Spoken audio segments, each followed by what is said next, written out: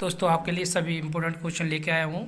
ये आपके basic electricity के क्वेश्चंस हैं कुछ, और ये आईटीआई के फर्स्ट ईयर लेवल के सभी बच्चों के लिए मैंने जो आईटीआई के जो फर्स्ट ईयर ऑनलाइन क्लास चल रहा है वो सारे इंपॉर्टेंट क्वेश्चन मैंने आप लोगों के लिए लेके आया हूँ। और ये क्वेश्चन आपके लिए बहुत ही मोस्ट इंपॉर्टेंट क्वेश्चन जो आपके आने वाले भविष्य के लिए काम भी देंगे, कंपटीशन में भी ये काम देंगे आप लोगों के सभी क्वेश्चन। पहला क्वेश्चन आपका है, ये दो बल्ब 100 वाट और 40 वाट के 2 से 30 वोल्टेज सप्लाई से समांतर में जुड़े हैं तो कौन सा बल्ब अधिक चमकदार होगा जलेगा। तो क्वेश्चन आपका ये है कि अगर दो बल्ब हैं, एक 100 वाट का है, एक आपका 40 वाट का है, अगर दोनों बल्ब 2 से 30 मतलब सिंगल फेज सप्लाई से जोड़े जाते हैं तो सप्लाई ये पैरेलल में जोड़े जाते हैं तो कौन सा बल्ब सबसे चमकदार अधिक चमक देगा। पहला है आपका ऑप्शन है 100 वाट, नंबर दूसरा है आपका 40 वाट, और नंबर सी आपका दोनों समान जलेंगे, और नंबर डी इनमें से कोई भी नहीं जलेगा। दोस्तों जल्दी से आंसर कमेंट बॉक्स में दे दीजिए। आप ये देखिए आपकी कितनी तैयारी है, और आपके आने वाले समय के लिए बहुत ही मोस्ट इंपॉर्टेंट क्वेश्चन है सारे, कि आपके एग्जाम में आने की बहुत संभावना रहती है। सारे इंपॉर्टेंट क्वेश्चन में लेकर आया हूँ। इसका आंसर होगा दोस्तों, जल्दी से आंसर दीजिए दोस्तों, जल्दी बताइए आप। देखिए हमारा सही है गलत है। इसका आंसर होगा 100 इसका हुआ 100 वाट, ये आंसर होगा इसका। दोस्तों ऐसी नेक्स्ट क्वेश्चन आपका, जैसे आप एक नोटबुक ले लीजिए और जिस क्वेश्चन को स्क्रीनशॉट के लिख भी सकते हैं, या फिर इनको नोट डाउन भी कर सकते हैं, जिससे कि आने वाले समय में आपको इंपॉर्टेंट होगा। नेक्स्ट क्वेश्चन आपका है, ये दो बल्ब एक 100 वाट और 40 वाट के 2 से 30 वोल्टेज सप्लाई से श्रेणी क्रम में जुड़े हैं तो कौन सा बल्ब अधिक चमकदार जलेगा। दोस्तों ये क्वेश्चन पहले मैंने बोला था आपसे, वो समांतर पैरेलल में था, ये आपका श्रेणी क्रम में जुड़ा हुआ है। तो मैंने ये है कि इसका विपरीत हो जाएगा, आपको ये कंफर्म हो गया होगा। तो ये है कि आई होप आपको समझ में भी आ रहा होगा, ये मेरा राइटिंग जो लिखा हुआ है ये भी समझ में आ रहा होगा, और जो मैं क्वेश्चन को पढ़ रहा हूँ वो भी आप एक बार डीपली आप पढ़िए 1-2 बार, तो आपको वहाँ समझ में आ जाएगा। आप एक बुक ले लीजिए, उस पर नोट डाउन करते जाइए आप नोटबुक पे, जिससे कि आप आने वाले जितने भी आईटीआई के एग्जाम होते हैं, जो भी आपके कंपटीशन के भी एग्जाम होते हैं, जैसे कि टीएमआरसी, यूपीपीसीएल है इत्यादि, जो भी टेक्निकल के एग्जाम होते हैं उनमें क्वेश्चन आने की संभावनाएं बहुत रहती हैं। जैसे कि आपको क्वेश्चन है, यह दो बल्ब 100 वाट और 40 वाट के 2 से 30 सप्लाई सिंगल फेज पर सप्लाई पर जुड़े हुए हैं श्रेणी क्रम में, तो बल्ब अधिकतम चमक देगा, कौन सा जो बल्ब है सबसे ज़्यादा अधिकतम चमक देगा। देखिए आपको पहले में दिया था 100 वाट था, इसमें क्या है कि अगर उसको श्रेणी में जोड़ दिया तो उसमें कौन सा होगा, जल्दी दोस्तों बताइए आंसर। आप तो समझ गए होंगे आप लोग। इसका आपका आंसर होगा 40 वाट। 40 वाट जो है बल्ब वो सबसे अधिक चमक देगा। आपको आई होप समझ में आ रहा होगा, जो मैं आपको जो बता रहा हूँ वो समझ में आ रहा होगा आपको।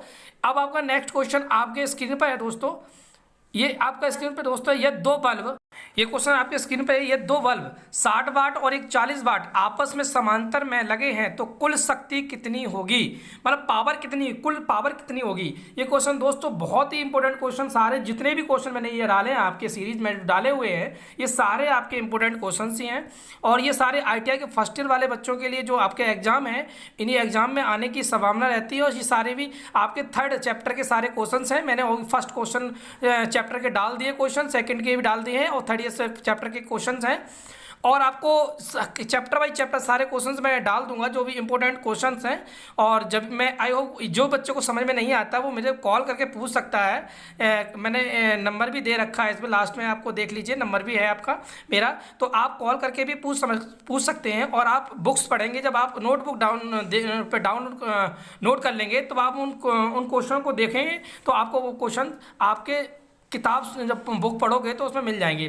जैसे ये दो बल्ब 60 वाट और 40 वाट के आपस में समांतर में लगे हैं तो कुल शक्ति कितनी होगी।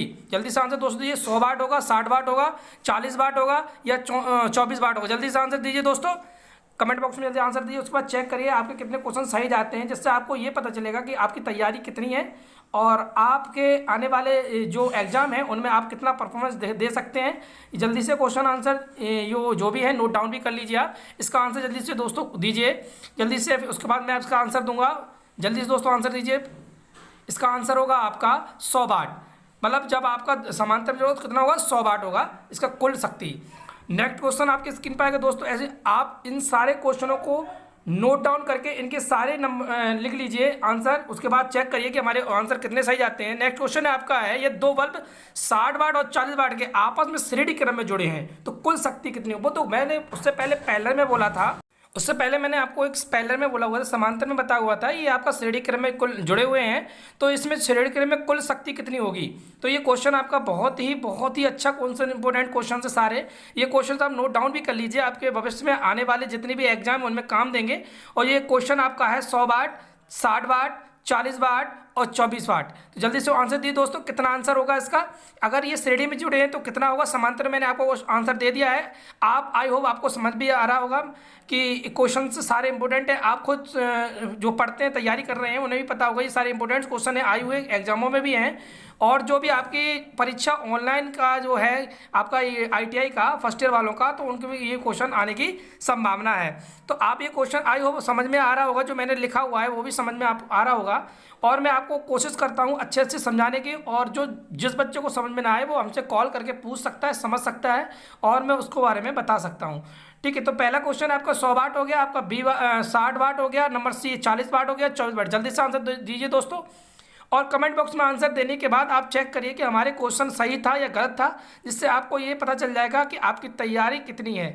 आप के लिए बहुत ही इंपॉर्टेंट क्वेश्चंस हैं सारे, और ये क्वेश्चन आपके स्क्रीन पर था है, और नेक्स्ट क्वेश्चन भी आपके ऐसे ही लगातार आते रहेंगे। और जिससे कि आप अगर आपको ये वीडियो अच्छी लगे तो इसको सब्सक्राइब करें, घंटी का बटन दबाएं और लाइक करें, शेयर करें, जिससे कि आने वाले समय में मैं आपको और अच्छी वीडियो लेके आऊँगा आप लोगों के लिए, और मोस्ट इंपॉर्टेंट क्वेश्चन लेके आऊँगा, जो आपके आने वाले ITI के फर्स्ट ईयर लेवल के सभी क्वेश्चन आपको चैप्टर बाई चैप्टर में दे दूँगा आपको सबको, और PDF भी आपको प्रोवाइड करा दूँगा।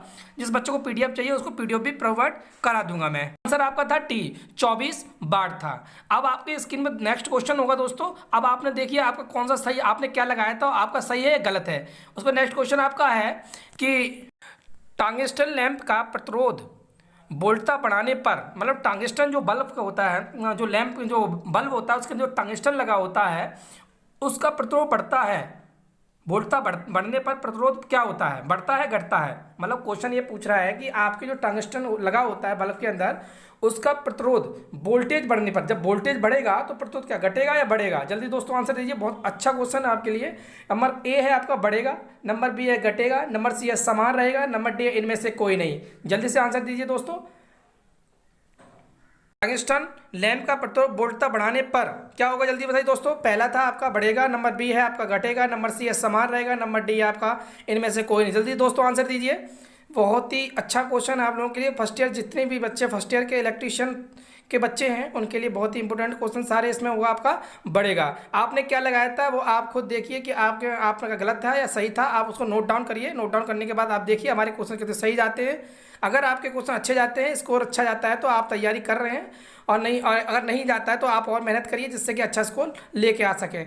अब नेक्स्ट क्वेश्चन आपका है विद्युत बल्ब का फिलामेंट किस पदार्थ का बना होता है? मतलब जो विद्युत बल्ब का जो बल्ब होता है उसका जो फिलामेंट जो होता है अंदर का, जो अभी मैंने जो इससे पहले क्वेश्चन दिया था वो आपका जो टंगस्टन होता है, टंगस्टन का बना होता है। इससे पहले मैंने आपको क्वेश्चन दे दिया था, अब उसका मैंने नेक्स्ट क्वेश्चन बनाया हुआ है, जिससे कि आपको आई होप समझ में आ गया होगा कि आपको टंगस्टन का क्या होता है, बल्ब में क्या लगा होता है। इसका आंसर आपने दे दिया होगा, मुझे कंफर्म आपको पता है कि ये पता है कि आप लोगों ने ये सही जवाब दिया होगा।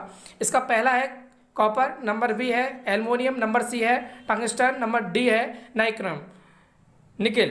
तो नंबर दोस्तों आंसर दीजिए दोस्तों, कौन सा आंसर होगा इसका? जल्दी से आंसर दीजिए कमेंट बॉक्स में। ज़्यादातर बच्चों ने सही दिया होगा, सभी बच्चों ने सही ही दिया होगा, ये मुझे कंफर्म है कि जो बच्चे पढ़ते हैं नॉर्मली जो पढ़ रहे होंगे वो भी ये सारे नॉर्मली कॉमन सेंस वाले क्वेश्चन है जो डेली यूज में क्वेश्चन प्रयोग किए जाते हैं। ये क्वेश्चन आपके लिए फर्स्ट ईयर लेवल के सारे बहुत ही इंपॉर्टेंट क्वेश्चंस हैं, और ये क्वेश्चन आपके लिए बहुत ही महत्वपूर्ण क्वेश्चन है। और भी मैं अच्छे अच्छे क्वेश्चन लेके आऊँगा, सभी हर एक चैप्टर के क्वेश्चन लेके आऊँगा आप लोगों के सभी के लिए बढ़िया बढ़िया क्वेश्चन लेके आऊँगा, जो आपके एग्जाम में बहुत ही आपको मायने रखते हैं, आपको सफलता दिलाने के लिए।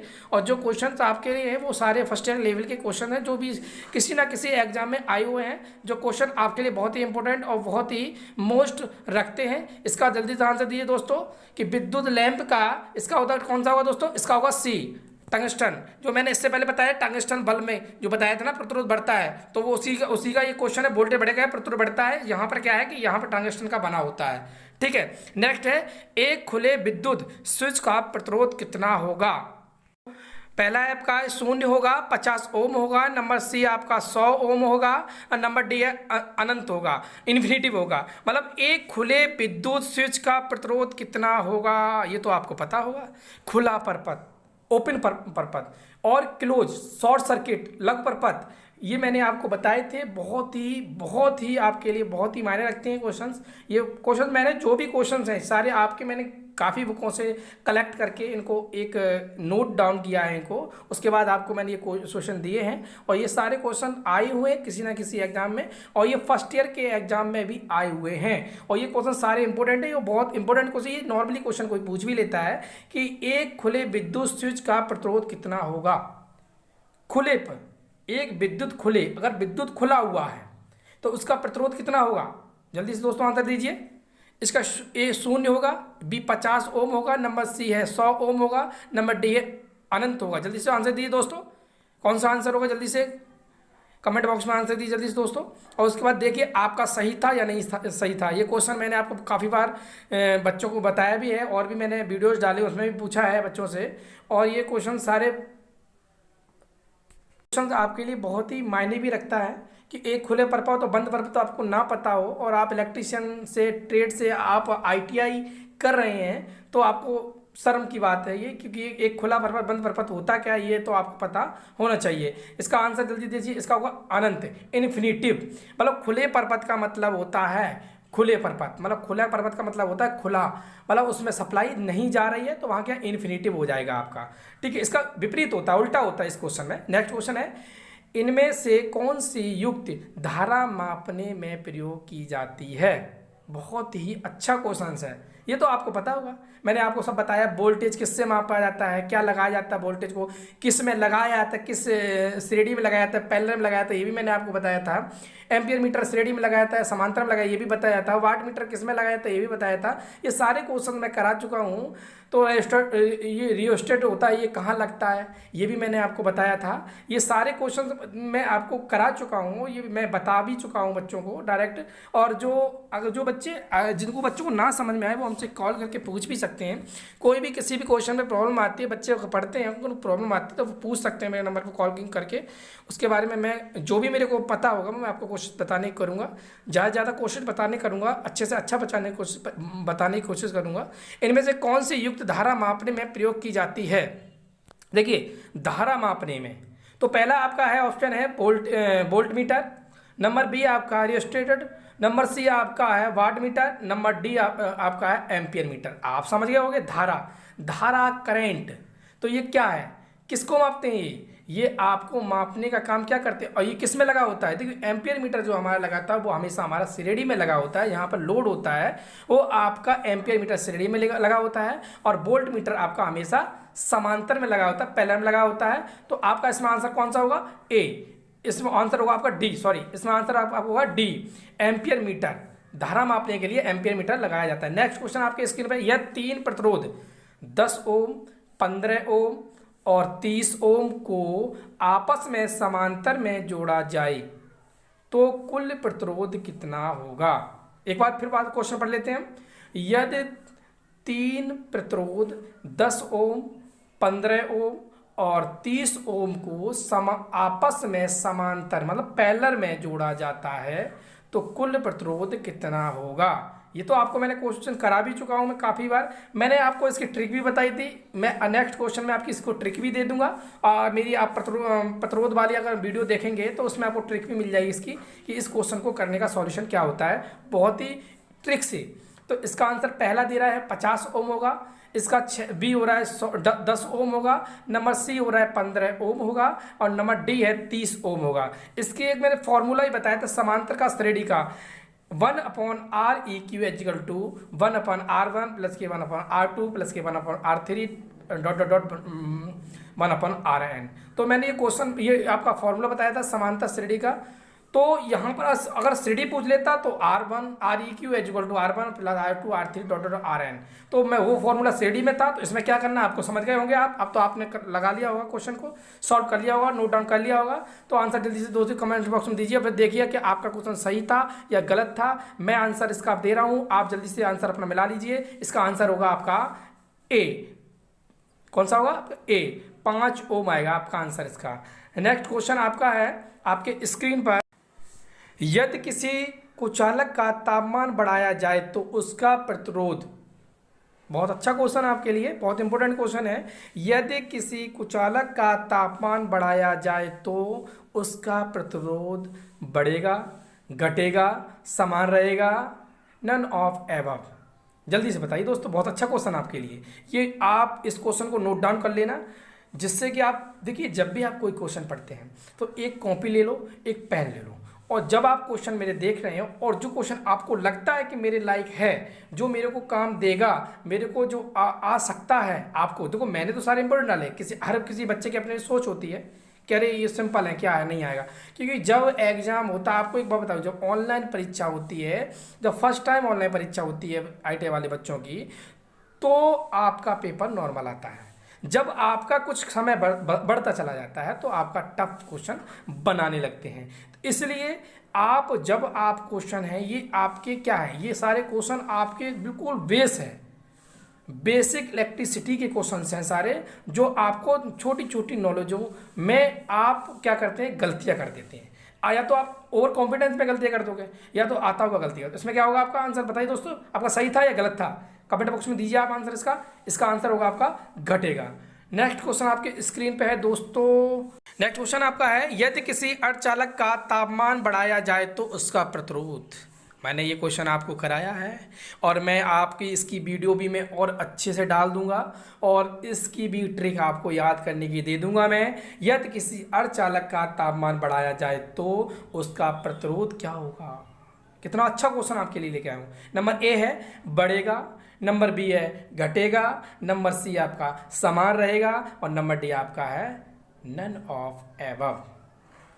तो जल्दी से आंसर दीजिए दोस्तों, ये तो आपको बताना चाहिए, ये तो आंसर मैंने आपको करा भी दिया था। जो बच्चे आईटीआई कर रहे हैं उनको तो ये कॉमन सी बात है। आपको फर्स्ट चैप्टर के बाद सेकंड में, थर्ड में, ये थर्ड चैप्टर में सारे क्वेश्चन मिल जाते हैं, और ये तो आपको 9th 10th में पढ़ के आते हैं। अर्धचालक कुचालक तो क्या होता है ये तो आपको पता कॉमन होना चाहिए। यदि किसी अर्धचालक का तापमान बढ़ाया जाए तो उसका प्रतिरोध क्या होगा भाई, उसका बढ़ेगा, नंबर बी है घटेगा, नंबर सी है समान रहेगा, नंबर डी है नन ऑफ एबव। क्या रहेगा जल्दी से बताइए दोस्तों, आंसर दीजिए कमेंट बॉक्स में आप। और उसके बाद देखिए आपका क्वेश्चन सही है या गलत है, आप चेक करिए, नोट डाउन करिए आप कि हमारे क्वेश्चन कितने सही जाते हैं, आपकी कितनी तैयारी है, आप कितनी तैयारी कर चुके हैं, आपकी कितनी तैयारी में कमी है, वो आप इससे पता लगा सकते हैं। और भी वीडियो देखेंगे उससे पता लगा सकते हैं कि आपकी चैप्टर बाई चैप्टर कितनी तैयारी है। और हर किसी चैप्टर से 1 ना 2 क्वेश्चन आता है, अवश्य आता है।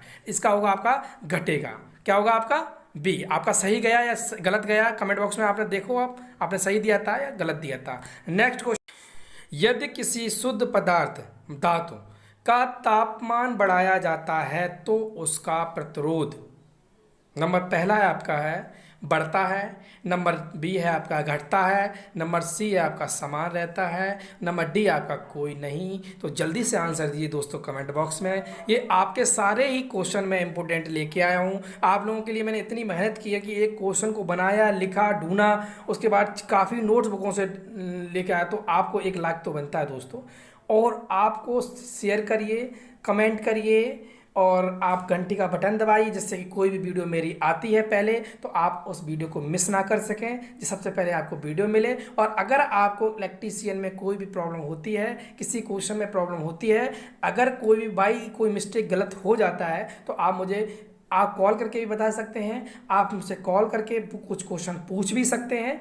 आई होप आपको मैं कोशिश करता हूँ समझ में आ रहा होगा जो भी क्वेश्चंस मैं डाल रहा हूँ। और सभी आईटीआई फर्स्ट ईयर वाले बच्चों के लिए बहुत ही मेन इंपॉर्टेंट क्वेश्चन है। और जो बच्चे यूपीपीसीएल, टीजू2 अन्य वैकेंसियों की टेक्निकल की जो तैयारी कर रहे हैं उनमें भी ये क्वेश्चन पूछे जाते हैं। तो इसलिए आपका आंसर जल्दी से दोस्तों बताइए, बढ़ता है, घटता है, समान रहता है, कोई नहीं, इसमें होता है बढ़ता है। अगर आपका पदार्थ शुद्ध होगा तो उसमें क्या होगा, आपका तापमान बढ़ाने में क्या होता है, प्रतिरोध बढ़ता है। ठीक है, नेक्स्ट क्वेश्चन आपके स्क्रीन पे दोस्तों है, चालकता किसका व्युत्क्रम है। ये तो आपको बताना पड़ेगा, ये मैं क्वेश्चन नहीं बताऊंगा, इसको मैं बाद में बताऊंगा, आपको मैं तो बता ही दूंगा। पहले आप इसका आंसर कमेंट बॉक्स में दीजिए। चालकता किसका व्युत्क्रम है, प्रतिरोध का, धारिता का, प्रेरकता का या प्रतिबाधा। जल्दी से दोस्तों बताइए, चालकता किसका व्युत्क्रम है, किसका है, जल्दी से दोस्तों आंसर दीजिए। चालकता किसका व्युत्क्रम है, प्रतिरोध का है, धारिता का है, प्रेरकता का है, प्रतिबाधा का। अब देखो मैं इसका टिप दे देता हूँ। व्युत्क्रम मतलब उसका विपरीत, उसका विरोध जो कर रहा है वो कौन सा है भाई साहब। अब तो आप समझ गए होंगे, अब तो आपको समझ में आ गया होगा कि इस क्वेश्चन का आंसर क्या होगा अगर आपने पढ़ा होगा तो। अगर आपको व्युत्क्रम का नहीं मतलब पता होगा तो आप शायद कन्फर्म नहीं हुआ होगा आपको आंसर। अब तो आपको कन्फर्म हो गया होगा कि इसका आंसर होगा क्या, कि चालकता किसका व्युत्क्रम है। देखिए चालकता का जो विरोध करता है वो क्या कहलाता है आपको। अब तो आप आंसर दे सकते हैं। अब भी आप आंसर नहीं दे पाएंगे तो आपकी तैयारी बिल्कुल नहीं है। आप कोशिश करिए और मेहनत करिए, जो आने वाले कंपटीशन में या किसी एग्जाम में तैयारी करने के लिए आपको बहुत ही आप वीक हैं, आपको तैयारी करनी पड़ेगी। जल्दी से दोस्तों आंसर दीजिए इसका आंसर ए, पहला है आपका ए प्रतिरोध, नंबर बी है धारिता, नंबर सी है प्रेरकता, नंबर डी है प्रतिबाधा। जल्दी से दोस्तों आंसर दीजिए इसका, कमेंट बॉक्स में आंसर दीजिए। उसके बाद चेक करिए, नोट डाउन कर लीजिए जिस कितना कौन सा सही हमारे जाते हैं। इसका होगा आपका प्रतिरोध, क्योंकि चालकता का जो विरोध करता है वो कौन करता है, व्युत्क्रम कौन करता है, चालक। मैंने आपको बताया था जो चालक बह रही है उसकी मैंने वीडियो डाली है, देख लीजिए आप, कि जब चालक बहती है उसका जो विरोध करता है वो प्रतिरोध करता है। नेक्स्ट क्वेश्चन है पदार्थ का वह गुण जिसके कारण वह धारा के प्रवाह में सहायता करता है। पदार्थ का वह गुण जिसके कारण वह धारा के प्रवाह में सहायता करता है कहलाता है। मतलब क्या है, मैंने क्वेश्चन क्या बोला, पदार्थ का वह गुण, पढ़िए आप एक बार, पदार्थ का वह गुण जिसके कारण वह धारा के प्रवाह, मतलब धारा के प्रवाह में सहायता करता है।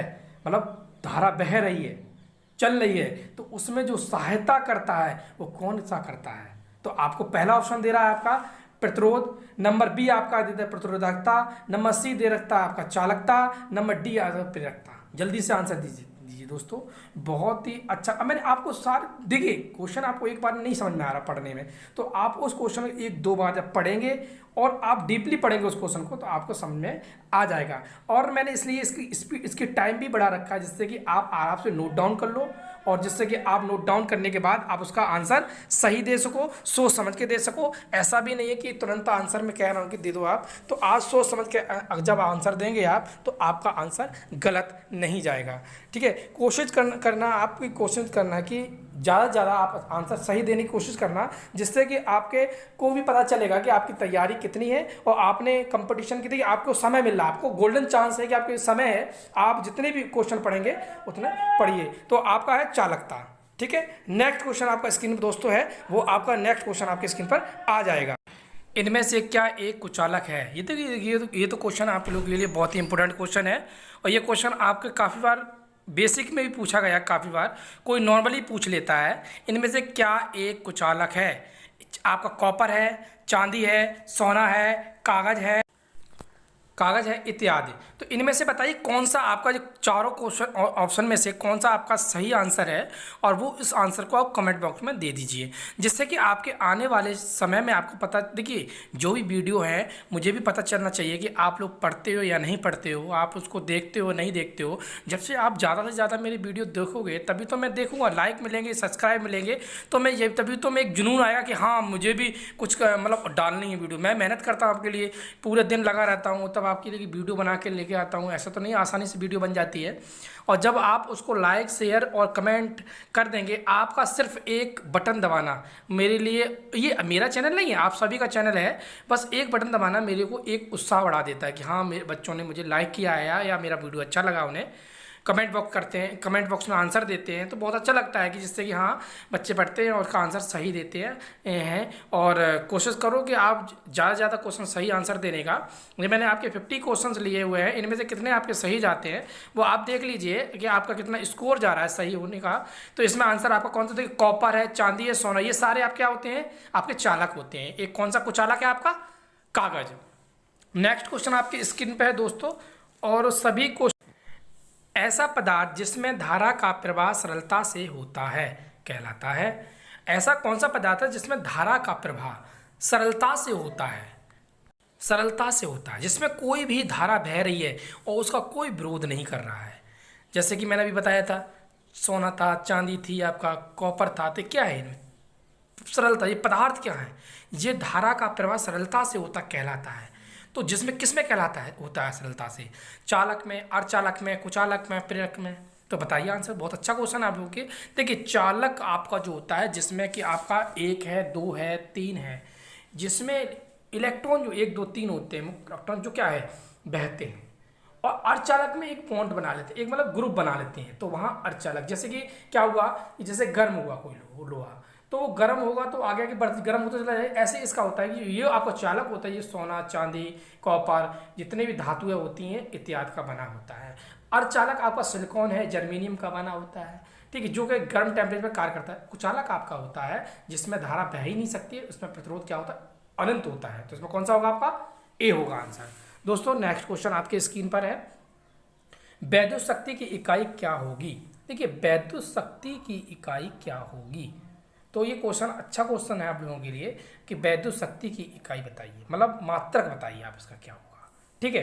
तो वैद्युत शक्ति की इकाई क्या होगी, नंबर ए है हेनरी, नंबर बी है कूलाम, नंबर सी है वाट, और नंबर डी है आपका वाट घंटा। तो दोस्तों अच्छा क्वेश्चन सारे आपके लिए इंपॉर्टेंट क्वेश्चन ही मैंने लेके आया हूँ, तो इसका आंसर आप जल्दी से दोस्त दीजिए कमेंट बॉक्स में दोस्तों।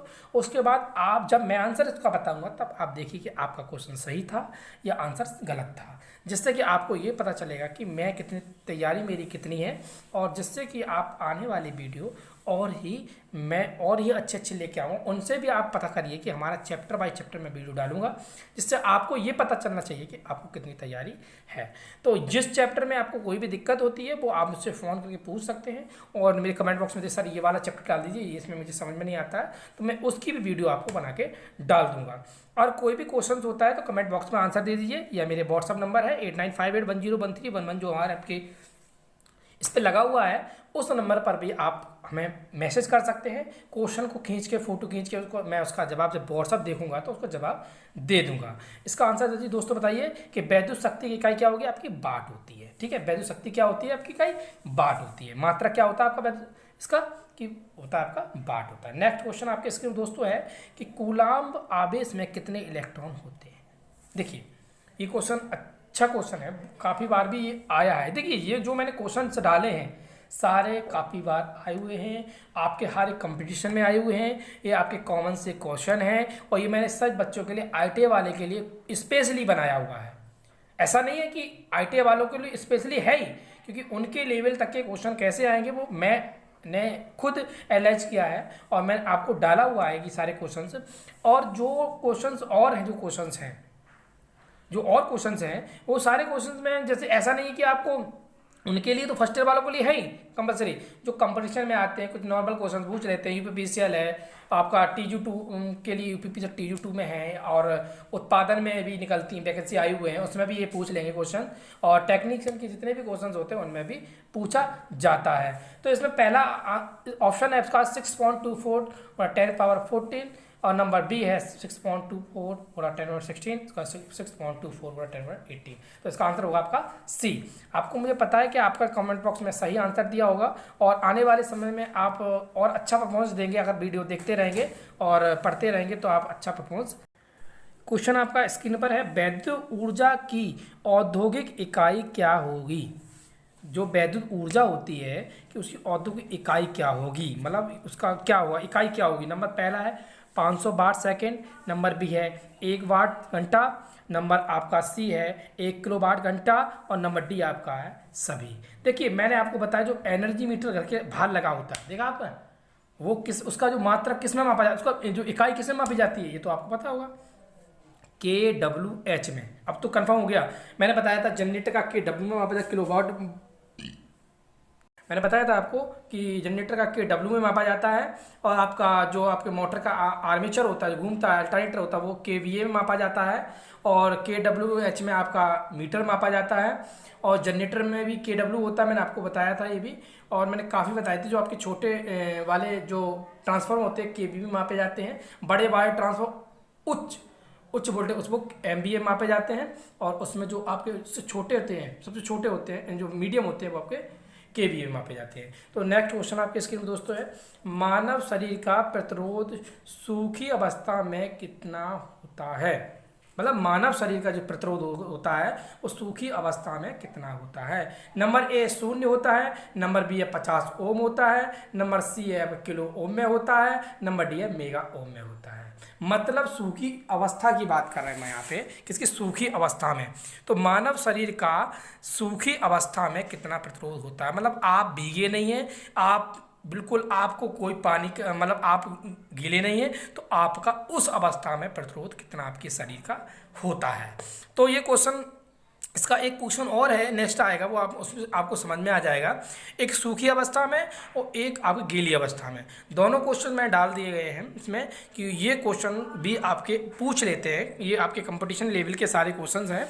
आईटीआई के फर्स्ट ईयर के, जो आईटीआई वाले बच्चे फर्स्ट ईयर के हैं, उनके लिए बहुत ही मेन इंपॉर्टेंट सारे क्वेश्चंस हैं। तो पहला इसका क्वेश्चन, पहला ऑप्शन है 0 होगा, नंबर बी आपका 50 ओम होगा, नंबर सी है किलो ओम में होगा, और नंबर डी है इनमें से ओम में होगा, मेगा ओम में होगा। तो जल्दी से बताइए दोस्तों, इसमें होगा आपका मेगा ओम में होगा। नेक्स्ट क्वेश्चन आपके स्क्रीन पे दोस्तों है, आप जितने भी कमेंट बॉक्स में आंसर देंगे और उसके बाद चेक करिए कितने सही जाते हैं। मानव शरीर का प्रतिरोध गीला अवस्था में कितना होता है। देखिए मैंने आपको बोला था नेक्स्ट क्वेश्चन मैं आपके लिए ऐसा लेके आऊँगा जो आपके लिए अच्छा होगा। तो इसमें बताइए मानव शरीर का प्रतिरोध गीली अवस्था में कितना होता है। नंबर ए है आपका 5 ओम, नंबर बी आपका है 50 ओम, नंबर सी आपका है 2 से 50 ओम, नंबर डी आपका है 1000 ओम। तो जल्दी से दोस्तों आंसर दीजिए कि आपकी गीली अवस्था में जो प्रतिरोध होता है आपके शरीर का वो कितना होता है। देखिए ये क्वेश्चंस आपके किसी भी एग्जाम है, इंटरव्यू देते हैं या कहीं भी, ज़्यादातर ये क्वेश्चन नॉर्मली क्वेश्चंस हैं, ये ज़्यादातर टेक्निकल के एग्जामों में कहीं कहीं काफ़ी, हर एग्जाम में जो टेक्निकल के जितने भी एग्जाम होते हैं उनमें 60% जो टेक्निकल पूछा जाता है उनमें कहीं ना एक क्वेश्चन आपका आया हुआ होता है एस लेवल का, कि आपको गीली अवस्था में, सूखी अवस्था में कितना प्रतिरोध होगा आपके शरीर का। ठीक है, ऐसे क्वेश्चन काफ़ी पूछ लिए जाते हैं। तो इसका दोस्तों आंसर जल्दी से दीजिए, इसका आंसर आपका जल्दी कमेंट बॉक्स में दीजिए। इसका होगा आपका 1000 ओम होता है जो आपकी गीली अवस्था में पाया जाता है प्रतिरोध। ठीक है, नेक्स्ट क्वेश्चन आपके स्क्रीन पे दोस्तों, नेक्स्ट क्वेश्चन है माइक्रोम किसका एक मिश्र धातु है। ठीक है, नाइक्रोम किसका एक मिश्र धातु है। नंबर ए है 80% निकिल और 20% क्रोमियम, नंबर बी आपका 20% निकिल और 80% क्रोमियम, और नंबर सी आपका 50% निकिल और 50% क्रोमियम, नंबर डी आपका है 20% क्रोमियम और 80% आयरन, नंबर ई आपका है 25% क्रोमियम और 75% निकिल। जल्दी दोस्तों आंसर दीजिए, ये आपका नाइक्रोम जो है किसका एक मिश्र धातु है, जो नाइक्रोन है वो किससे मिलकर बना होता है। क्वेश्चन ये आपका है कि नाइक्रोन जो होता है वो किससे मिलकर बना होता है। तो इसका आंसर जल्दी दोस्तों दीजिए कमेंट बॉक्स में, और आपको इससे भी बहुत ही अच्छी बेनिफिट। तो सारे मोस्ट इम्पोर्टेंट क्वेश्चन आप लोगों के लिए हैं और ये बहुत ही इम्पोर्टेंट क्वेश्चन है आपके। तो ठीक है, इसमें जल्दी आंसर दीजिए दोस्तों, जल्दी कमेंट बॉक्स में, और देखिए आपका आंसर सही गया है या गलत गया है। मैं इसका आंसर दूंगा आपको, उसके बाद आप देखना कि मैं जब इसका आंसर बताऊंगा तो आप चेक करिए कि नोट डाउन कर लीजिए इस क्वेश्चन को, जिससे कि आपको पता चल जाएगा कि नाइक्रोम किसका एक मिश्र धातु है। ठीक है, जल्दी बताइए दोस्तों, इसका आंसर आपका होगा जल्दी से ए 80% निकिल और 20% क्रोमियम। ठीक है, होता है। तो देखिए एक दोस्तों इसमें एक ट्रिक और थी, चलिए अब नेक्स्ट में ट्रिक बता दूंगा मैं उस क्वेश्चन की। वर्ग बी इंसुलेशन किस अधिकतम तापमान का सामना कर सकता है। वर्ग बी इंसुलेशन किस अधिकतम तापमान पर सामना कर सकता है, मतलब तो टेम्परेचर कितना सहन कर सकता है। 120 degree centigrade, 130 degree centigrade, 105 degree centigrade, 125 degree centigrade, 180 degree centigrade. जल्दी दोस्तों आंसर दिए, देखो मैं सबका बता देता हूँ। इसका आपका ए है वो आपका होगा, ए आपका है ई का कितना है 120 डिग्री सेंटीग्रेड। नंबर आपका सी जो है वो 105 जो आपका है वो आपका है एफ का, और नंबर जो डी आपका दिया हुआ है वो है आपका 100, जो डी होता है 135, ये किसी का भी नहीं है, ये आपका कोई मान नहीं होता किसी में भी। और 180 डिग्री सेंटीग्रेड दिया हुआ ये आपका होता है, आपका एच का भी होता है। अगर यहाँ पर आपसे बोल दिया जाए, यहाँ पर अगर आपको बोल दे इसका सी का सबसे ज़्यादा होता है, वो होता है आपका सी का होता है आपका 180 से लेके 200 250 तक होता है, ठीक है, और 130 होता है आपका इंसुलेशन इसका बी का। तो इसका नेक्स्ट क्वेश्चन है, किस ई इंसुलेशन में प्रतिबंधक तापमान कितने तक होता है। देखिए मैंने अब ई का बताया था, अब तो आप बता देंगे ना। 90 आपका होता है बाई का होता है, 105 आपका एफ का होता है, 180 आपका एच का होता है, और 200 आपका, अगर 200 और 250 से बोला जाए तो ये आपका सी में भी आ जाता है कि उसके एवं में आ जाता है, 180 से लेकर 250 के बीच में आ जाता है।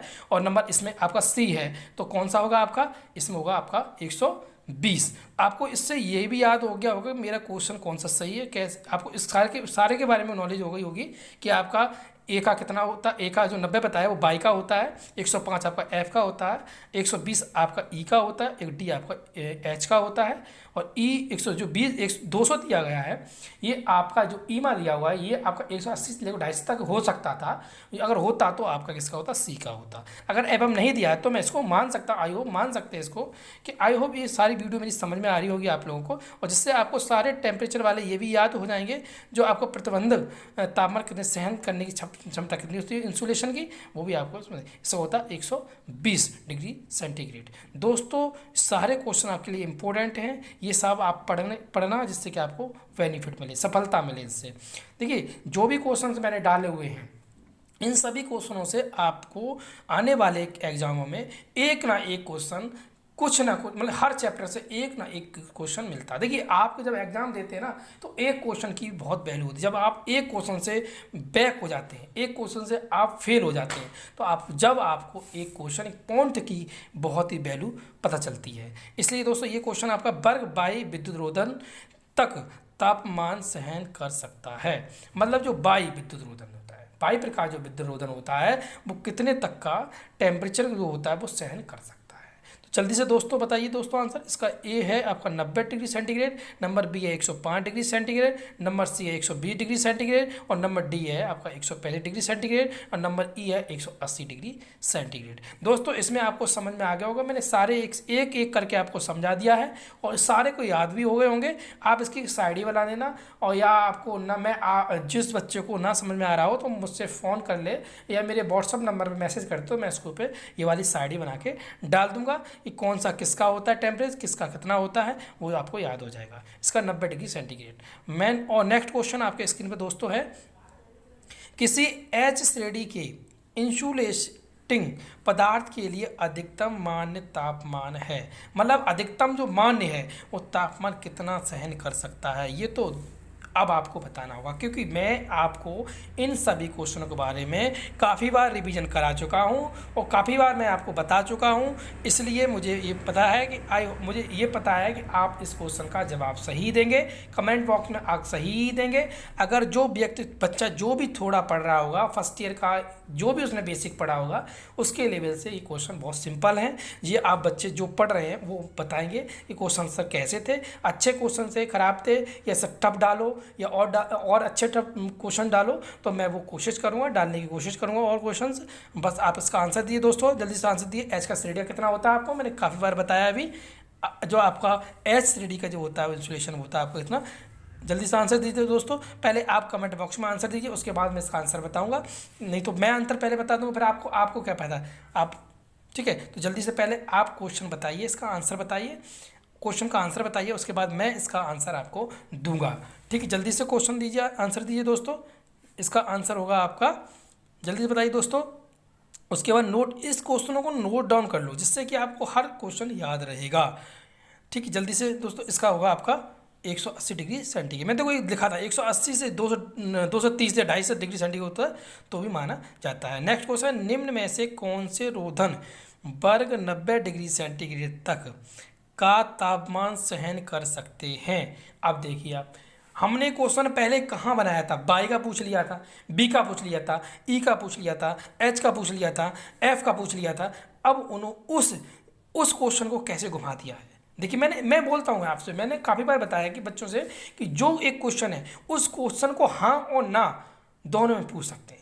ऐसा नहीं है कि एक लैंग्वेज पूछ लिया, उस क्वेश्चन को काफ़ी, देखिए एक टेक्निकल लैंग्वेज एक ऐसी लैंग्वेज होती है कि आपको आती हुई भी लैंग्वेज आप कन्फ्यूज आएंगे। अगर वही शब्द को अगर शुद्ध हिंदी में लिख दिया जाए तो आप उसमें कन्फ्यूज हो जाएंगे। इसलिए आपके जो क्वेश्चन होते पहले समझो, तभी मैंने इसकी समय दे रखा है काफ़ी देर। आप क्वेश्चन पढ़ो, समझो कि मैं ये कहता, मेरा मानना ये है कि आप लोग जब पढ़ रहे हैं वीडियो में, देख रहे हैं वीडियो मेरी, तो आप एक क्वेश्चन नोट कर लो, एक एक चार्ट बना लो, 1 2 3 4 5 6 करके 50 तक का। उसके बाद उसमें आंसर दो। आंसर देने के बाद अब जब मैं सही कर रहा हूँ तो उसको टिक कर दो सही, और गलत आपका जा रहा है तो उसको क्रॉस कर लो। तो क्या है, अगर आपको लग रहा है ये डाउट है सर गलत बता रहे, देखो ऐसा नहीं है, मैं भगवान नहीं हूँ, कोई वो नहीं होता, टीचर हैं, और जो कोई ऐसा नहीं, टीचरों पे गलती होती है, और मैं तो टीचर नहीं, मैं तो आपका भाई की तरह हूँ।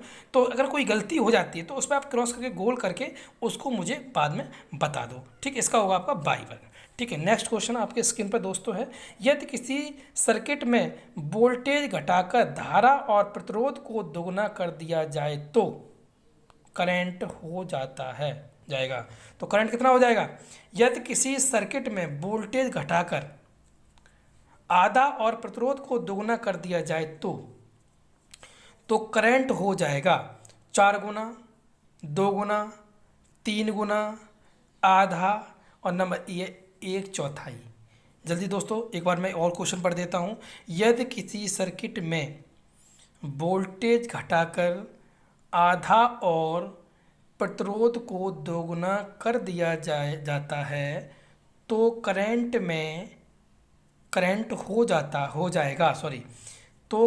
हो जाएगा। नंबर ए है 4 गुना, नंबर बी है 2 गुना, नंबर सी है 3 गुना, नंबर डी है आधा, नंबर ई है 1/4। जल्दी से आंसर दीजिए दोस्तों कमेंट बॉक्स में। देखिए मैं अब जो वीडियो डालूंगा उसकी स्पीड कम रखूँगा, उसकी मतलब उसका जो टाइम है वो कम कर दूंगा, जिससे कि आपको जल्दी से आंसर दो। कुछ बच्चे सोच रहे हैं सर बहुत देर है, जिनको आ रहा होगा उनके लिए तो बहुत आसान होगा, वो क्या कहते हैं वो तो, और मुझे तो आ गया सर ने 2 मिनट में बता दिया, देखते क्वेश्चन, ठीक है। तो वो मैं कर दूंगा, अच्छा टाइम अब कर दूंगा, समय कम कर दूंगा इसका। किसी सर्किट में 33 ओम का प्रतिरोध 2 एम्पियर का करंट ले जाता है, पूरे परिपथ में वोल्टेज हुआ, मतलब वोल्टेज बताइए आप। तो मैंने आपको एक डायग्राम बनाया था कि V ऊपर लिखिए, आप ट्राइंगल बनाइए आप, V/I/R। तो जब I/R कर देना, फिर उसके बाद क्या हो, आपका जो फॉर्मूला बनेगा B = देखिए आपको ओम दे दिया, प्रतिरोध दे दिया है, आपको एम्पियर दे दिया है, तो I भी दे दी, R भी दे दिया आपको, ठीक नहीं सॉरी, आपको वोल्टेज भी, हाँ सॉरी, I दे दिया आपको और R दे दिया आपको। अब आपका क्या रह गया, आपका I और भी, देखो मैंने ये क्वेश्चन कर दिया है, देखो आपको V = I गुणा R लगा को आपको गुणा कर 33 गुणा 2, तो कितना आ गया जल्दी बताइए। अब तो आप आंसर दे देंगे ना, 66 वोल्ट आ जाएगा, ठीक है। जो मैंने फॉर्मूला लिखा हुआ है वही क्वेश्चन मैंने इसमें डाल दिया है, सिंपल सा। 1 किलोवाट के बराबर होता है, 1 किलोवाट के बराबर होता है। नंबर ए है 1.1 HP, नंबर बी है 1.34 HP, नंबर सी है 1.5 HP, नंबर डी है 1.66 HP, नंबर ई है 1.75 HP। एक बार फिर मैं क्वेश्चन पढ़ देता हूँ। 1 किलोवाट ... के बराबर होता है 1.1 HP, 1.34 HP, नंबर सी है यहाँ पे 1.5 HP, और नंबर डी है 1.66 HP, और नंबर ई है 1.75 HP। जल्दी से दोस्तों आंसर दीजिए इसका कमेंट बॉक्स में।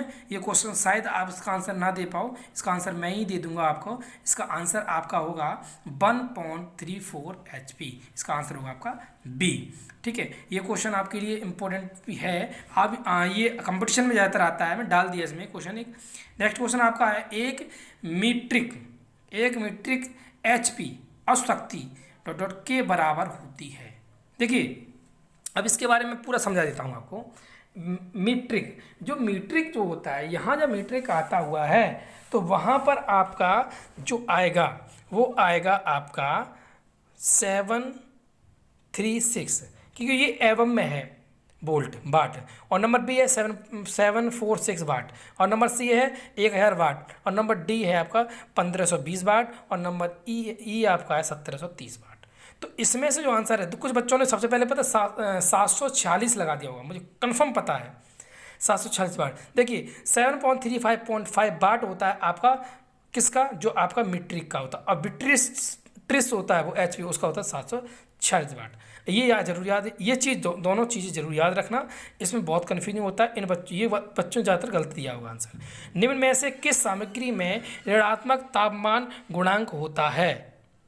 नंबर ए है इसमें पीतल, नंबर बी है पारा, नंबर सी है इलेक्ट्रोलाइट, नंबर डी है चांदी और नंबर ई है आपका तांबा। देखिए पीतल आपका क्या होता है? धनात्मक होता है। पारा क्या होता है आपका? धनात्मक होता है। चांदी क्या आपका? धनात्मक होता है। नंबर ई तांबा क्या आपका? धनात्मक होता है। अब ऋणात्मक क्या होता है भाइयों? इलेक्ट्रोलाइट होता है। अब इसमें तो अपने आप कौन सा आ गया? इसमें आंसर आ गया आपका सी। दोस्तों देखिए सारे क्वेश्चंस मेरे हैं जो वो सारे इंपॉर्टेंट क्वेश्चन हैं, और जो भी क्वेश्चंस आपको ना समझ में आ रहा हो वो मेरे कमेंट बॉक्स में आप लिख दीजिए या मेरे व्हाट्सअप नंबर पर आप डाल दीजिए, और या मुझसे कॉल करके पूछ लीजिए। अगर कोई भी क्वेश्चन में कोई दिक्कत होती है तो मैं उसको आपको समझा दूँगा, ठीक है। अगर दोस्तों अगर कोई भी क्वेश्चन आपको समझ में ना आ रहा हो, और भी क्वेश्चन, ये नहीं कि मैंने वीडियो डाल दी ये हो गया, जो भी आपके चैप्टर जो सब्जेक्ट है आपका फर्स्ट ईयर वाला ITI वाले बच्चों के लिए, जो भी जिसको समझ में ना आ रहा हो वो मुझसे पूछ सकता है और मैं उसको बता दूंगा, ठीक है। नेक्स्ट क्वेश्चन आपका है इलेक्ट्रोलाइट। इसमें नेक्स्ट क्वेश्चन आपका आएगा स्क्रीन पर। एक चालक में पैदा हुई ऊष्मा किसके वर्ग के समानुपाती होती है? एक चालक में पैदा हुई ऊष्मा के वर्ग के समानुपाती होती है, ठीक है दोस्तों। नंबर ए इसमें शक्ति, नंबर बी है प्रतिरोध, नंबर सी है करंट और नंबर डी है तापमान और नंबर ई है चालकता। क्वेश्चन क्या है आपका?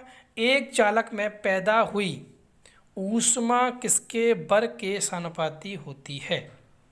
नंबर ए है शक्ति, नंबर बी है प्रतिरोध, नंबर सी है करंट, नंबर डी है आपका तापमान और नंबर ई है चालकता।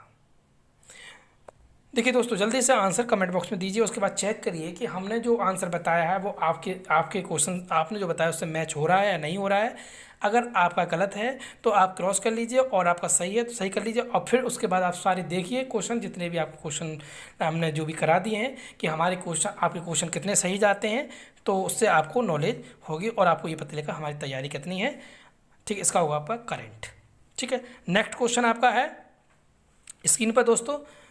बैक EMF का विरोध करता है। बैक EMF का विरोध करता है। नंबर ए आपका है करंट, नंबर बी है लागू EMF और नंबर सी है आपका टार्क और नंबर डी है टर्मिनल वोल्टेज और नंबर ई है गति। तो जल्दी से दोस्तों आंसर दीजिए कमेंट बॉक्स में। ये क्वेश्चन भी आपके लिए बहुत ही मायने रखता हुआ है। देखिए फर्स्ट ईयर के जितने ही बच्चे ITI वाले हैं उनके लिए इलेक्ट्रीशियन थ्योरी के सारे इंपॉर्टेंट क्वेश्चन लेके आया हूँ, और हर चैप्टर के मैं 50-50 क्वेश्चंस लेके आऊँगा, किसी के 50 से ऊपर भी लेके आऊँगा, ऐसा नहीं है, पर मैं उसकी डबल वीडियो बना दूंगा। जैसे पार्ट 1 डाल दिया, पार्ट 2 डाल दिया, ऐसे करके मैं हर किसी सब्जेक्ट की ज़्यादा से ज़्यादा कोशिश करूँगा, हर किसी चैप्टर के क्वेश्चन ज़्यादा से ज़्यादा लेके आऊँ, जिससे कि आपको पढ़ने में आसानी हो और तैयारी में आपको सारे इंपॉर्टेंट जब क्वेश्चन मिल जाएंगे तो आपके एग्जाम में जो भी संभावना है आने की क्वेश्चन, उसमें से अगर आपके 50% भी इससे मिल जाते हैं, और अगर आप 20% आप किताबों से पढ़ लेते हैं, सारे किताबों से ही हैं पर मैं करेक्ट करता हूँ काफ़ी जगह से, तो आपको बहुत उससे बेनिफिट मिलेगा, सफलता अच्छी मिलेगी, अच्छे परसेंटेज बनेगी आपको। नेक्स्ट क्वेश्चन है परपथ में धारा के प्रवाह के विरोध को क्या कहा जाता है? नंबर ए है कंडक्टेंस, नंबर बी है रेजिस्टेंस और नंबर सी है वोल्टेज और नंबर डी है करंट और नंबर ई है इंडक्टेंस। देखिए परपथ में धारा के प्रवाह के विरोध को क्या कहा जाता है? परपथ में धारा के प्रवाह के विरोध को क्या कहा जाता है? नंबर ए है कंडक्टेंस, नंबर बी है रेजिस्टेंस और नंबर सी आपका वोल्टेज और नंबर डी आपका करंट, नंबर ई है इंडक्टेंस। देखिए दोस्तों जल्दी से आंसर कमेंट बॉक्स में दीजिए। देखिए दोस्तों मैं आप लोगों के लिए इतनी मेहनत कर रहा हूँ, इतना वो कर रहा हूँ कि एक एक क्वेश्चन इंपॉर्टेंट ढूंढ के, तो आप मेरी वीडियो पूरी ज़रूर देखना। अगर आप मेरी पूरी वीडियो देखोगे तो आपको उससे बेनिफिट मिलेगा, और आने वाली वीडियो है उनमें उसमें समय कम कर दूँगा, इसमें ज़्यादा समय है उसके लिए मैं क्षमा चाहता हूँ, और भी वीडियो मैं बनाऊँगा उसमें थोड़ा इसका टाइमिंग कम कर दूँगा, इसलिए मैंने इसके टाइमिंग ज़्यादा कर दिया कि बच्चों को आराम से पढ़ सके। जो कमज़ोर बच्चे होते हैं वो काफ़ी बार पढ़ने के बाद समझ में उनको आता है। नेक्स्ट क्वेश्चन है श्रेणी संयोजन के लिए तुल्यांकी प्रतिरोध। श्रेणी संयोजन के लिए तुल्यांकी प्रतिरोध, ये मैंने आपको बताया है। श्रेणी और समांतर का जो प्रतिरोध, देखिए आपकी जो घर की वायरिंग होती है वो किस में होती है? समांतर में होती है, पैरेलल में होती है। श्रेणी में कौन सी होती है? श्रेणी में कौन सी होती है? जैसे झालर है, झालर देखी झालर आपने, तो झालर किस में होती है? श्रेणी क्रम में होती है। ठीक है, तो और श्रेणी में क्या होता है अब ये बता देती हैं आपको। श्रेणी क्रम में हमेशा क्या होता है? करंट बढ़ता है। क्या होता है? जब करंट बढ़ेगा तो क्या होगा? आपका प्रतिरोध बढ़ेगा। और जब आपका वोल्टेज क्या होगा? जब आपका वोल्टेज कम होगा, जब आप वोल्टेज कम होगा तो क्या प्रतिरोध बढ़ेगा, और जब आपका वोल्टेज बढ़ेगा तो प्रतिरोध घटेगा, याद रखना। इसलिए श्रेणी क्रम में और समांतर में क्या होता है कि आप श्रेणी क्रम में लैंप लगा दो तो आपका पहला बल्ब आपको 100 वाट का, दूसरा बल्ब 50 वाट का जलेगा। क्यों? रीजन है, अगर समांतर में जला दोगे तो अगर 100 वाट का ये है तो 100 वाट का ये, 100 वाट सारे कॉमन जलते हैं। आपने देखा हो घर में पंखा है, टीवी है, कूलर सब चलते हैं तो कॉमन लाइट बराबर चलती है, इसलिए इसमें कौन सा होगा आपका? बी, सबसे अधिक प्रतिरोध से अधिक होगा। नेक्स्ट क्वेश्चन है किसी पदार्थ का वह गुण जो करंट के प्रवाह को विरोध करता है कहलाता है। जो करंट के प्रतिरोध को, देखिए करंट के प्रवाह को विरोध करता है। देखिए ये क्वेश्चन मैंने इसी में कि 2-3 करा दिए हैं, पर वो क्या है कि मैंने थोड़ी लैंग्वेज चेंज कर दी है जिससे कि आप कंफ्यूज हो जाओ। और जब कंफ्यूज हो जाएंगे तो आप कंफ्यूज होंगे तो आपको पता चलेगा कि हमारी तैयारी कितनी है। क्या पता क्वेश्चन ऐसे आ जाए। भाई देखो एग्जामिनर हैं, वो किसी तरह का क्वेश्चन रख सकते हैं, कंपटीशन है, किसी तरह का क्वेश्चन आ सकता है। आप ऑब्जेक्शन नहीं कर सकते क्योंकि आपके सिलेबस से ही क्वेश्चन आ रहा है। इसलिए दोस्तों अगर जो क्वेश्चन ना समझ में आए वो मुझसे पूछ भी सकते हो और मैं आपको कमेंट बॉक्स में उसका जवाब भी दूंगा, या मुझसे व्हाट्सएप पे नंबर पे कर दीजिए तो मैं व्हाट्सएप पे जवाब दे दूँगा। उसका प्रतिरोध क्या करता है? प्रबोध करता है। ठीक है, और नेक्स्ट क्वेश्चन दोस्तों स्क्रीन पर आपके, कि चालकता का व्युत्क्रम है। व्युत्क्रम क्या होता है? व्युत्क्रम का मतलब मैंने बताया था, चालकता का जो व्युत्क्रम होता है वो क्या होता है। ठीक है, तो पहला है आपका प्रतिरोधकता, नंबर बी है प्रतिरोध, नंबर सी है प्रेरकत्व, और नंबर डी है प्रतिबाधा, और नंबर ई है आपका धारिता। ठीक है, जल्दी दोस्तों क्वेश्चन का आंसर दीजिए कमेंट बॉक्स में, और उसके बाद आप चेक करिए कि हमारे क्वेश्चन कितने सही जाते हैं और कितने गलत जाते हैं, जिससे कि आपको समझ में आएगा और जिससे कि आप ये पता कर पाएंगे आपकी तैयारी कितनी है। क्योंकि आपके कोरोना के कारण कि ज़्यादा लोग इकट्ठे ना होने के कारण हमारी क्लास ऑनलाइन चल रहे हैं आप लोगों के, और जिससे कि आपको एक बात बता दूं कि आपको इसका गोल्डन चांस मिल रहा है कि आप घर पे पढ़ तैयारी कर सकते हैं, कंपटीशन तैयारी कर सकते हैं। जो बच्चे कंपटीशन तैयारी कर रहे हैं वो भी कर सकते हैं। ठीक है, और ये सारे इंपॉर्टेंट क्वेश्चन हैं आप लोगों के लिए। तो आपका इसका आंसर जल्दी दोस्तों बताइए। इसका आंसर होगा आपका स्क्रीन पर आया है, देखिए आप जल्दी से आंसर दीजिए। इसका होगा प्रतिरोधकता, इसका होगा आंसर ए। नेक्स्ट क्वेश्चन आपकी स्क्रीन पर है कि एक डॉट में धारा प्रवाहित नहीं होगी। अब देखिए ये मैंने अभी बताया, बंद परपथ, खुला परपथ, शॉर्ट सर्किट, समानांतर परपथ, श्रेणी परपथ, परपथों के बारे में दे दिया है। अब मैं एक एक परपथ के बारे में आपको समझाऊंगा इसमें। देखिए बंद परपथ का मतलब होता है आपका बंद है, क्लोज। ठीक है, और खुला परपथ में क्या है? अब आपने खुला परपथ पर आप ये सोच रहे हैं ये खोल दिया है, और बंद परपथ का मतलब बंद कर दिया है। खुला परपथ ओपन परपथ।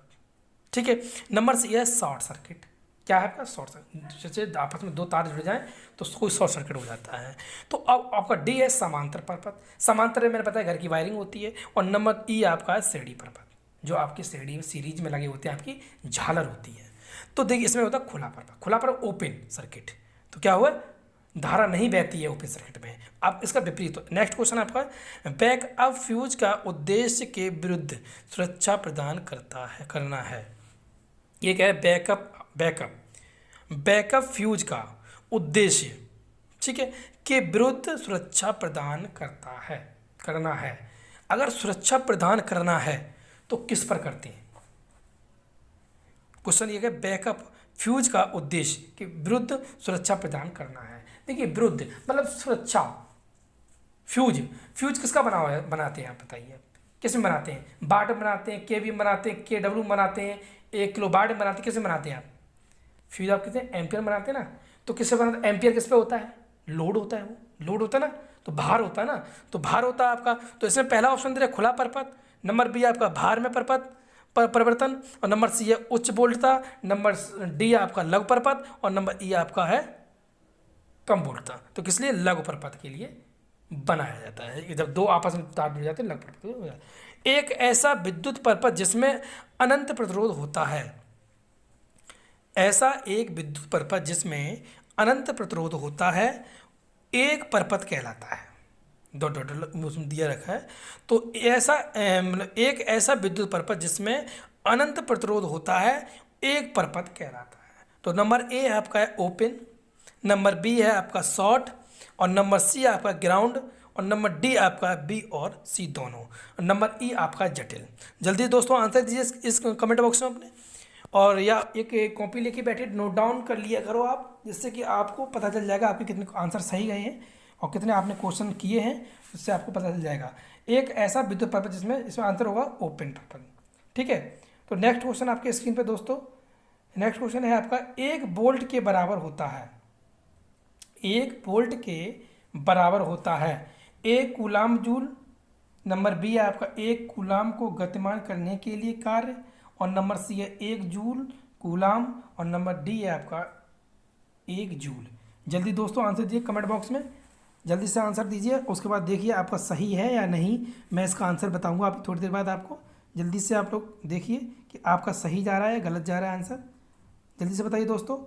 बहुत अच्छा क्वेश्चन आपका, ये UPRVUNL में आया है, उत्पादन में भी ये क्वेश्चन आया है। ऐसा नहीं है ITI वाले बच्चों के लिए डाल रहा हूँ मैं, ये क्वेश्चन उनके लिए भी डाल रहा हूँ जो बच्चे आप कंपटीशन तैयारी कर रहे हैं। UPCL है, TG2 वैकेंसी है, UPRVL जो आपके उत्पादन होता है, जो मैंने बताया था वैकेंसी निकलती है, उत्पादन जो मैंने ट्रांसमिशन बताया था वो उसमें वैकेंसी निकलती है, उसके लिए भी ये क्वेश्चन पूछा गया था। इसमें कौन सा होगा? सी, एक joule upon coulomb.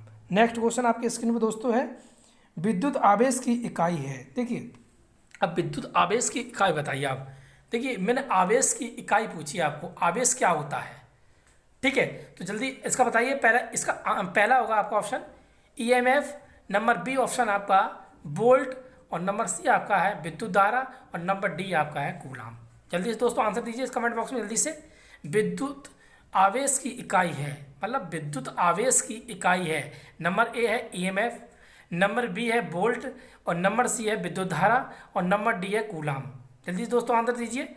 Most important सारे क्वेश्चंस आप लोगों के लिए हैं ये, आप जल्दी से इसका आंसर दिए कमेंट बॉक्स में। देखिए आपका सही है या गलत है, और मैं इसका जवाब दूँ कूलाम। तो जल्दी बताइए आपका सही था गलत था, कमेंट बॉक्स में जल्दी दीजिए। नेक्स्ट क्वेश्चन आपका स्क्रीन पर है कि धारा की उपस्थिति का ज्ञान होता है, मतलब आपकी धारा है आ रही है या नहीं आ रही है, उपस्थित है या नहीं है, उसके बारे में बोला हुआ है क्वेश्चन ने। तो ये क्वेश्चन में ये है कि धारा की उपस्थिति का ज्ञान होता है। नंबर ए है चमकने से, नंबर बी है उत्पन्न प्रभावों से, नंबर सी है विद्युत झटके से, और नंबर डी है चटकने की ध्वनि से। देखिए इस क्वेश्चन को काफ़ी बच्चों ने गलत किया होगा, मुझे कंफर्म पता है। कम से कम 80% बच्चे इस क्वेश्चन का जवाब नहीं देंगे सही। सब ज़्यादातर बच्चे लगा रहे होंगे चमकने से या आपका विद्युत झटके से। धारा की देखिए आप चमकने से, भाई एक बताइए, आप धारा जब बह रही है तो उसमें कब हाथ लगा के देखिए, नहीं देखेंगे ना आप, हाथ लगा के तो नहीं देखेंगे आप। तो विद्युत, जल्दी बताइए दोस्तों आंसर कौन सा होगा, जल्दी से आंसर दीजिए इसका। धारा की उपस्थिति का ज्ञान होता है, किससे होता है जल्दी बताइए? चमकने से, उत्पत्ति से, प्रभाव से। नंबर इसका आंसर होगा बी आंसर। नेक्स्ट क्वेश्चन आपका स्क्रीन पर है दोस्तों, को ना तो डॉट डॉट जा सकता है और ना ही डॉट डॉट डॉट जा सकता है। अब बताइए इसका आंसर, इसको भरिए, खाली स्थान भरिए। विद्युत को ना तो क्या किया, डॉट डॉट दिया है, जा सकता है, और ना ही डॉट डॉट जा सकता है। जल्दी क्या देखा या छुआ, नंबर बी देखा अनुभव किया, और नंबर पैदा किया और समाप्त किया, और नंबर डी देखा और कोई प्रभाव पैदा किया। देखो ज़्यादातर बच्चों ने आंसर में जो दिया होगा वो मुझे पता है देखा या छुआ बोला होगा, या देखा या अनुभव बोला होगा, पर इसमें आंसर आपका कौन, जल्दी से दोस्तों आंसर दीजिए। इसका आंसर होगा आपका पैदा किया और समाप्त किया, सी आंसर आपका इसका राइट आंसर होता है। नेक्स्ट क्वेश्चन आपका स्क्रीन पर है दोस्तों, एक अणु की भार संख्या, एक अणु की भार संख्या है।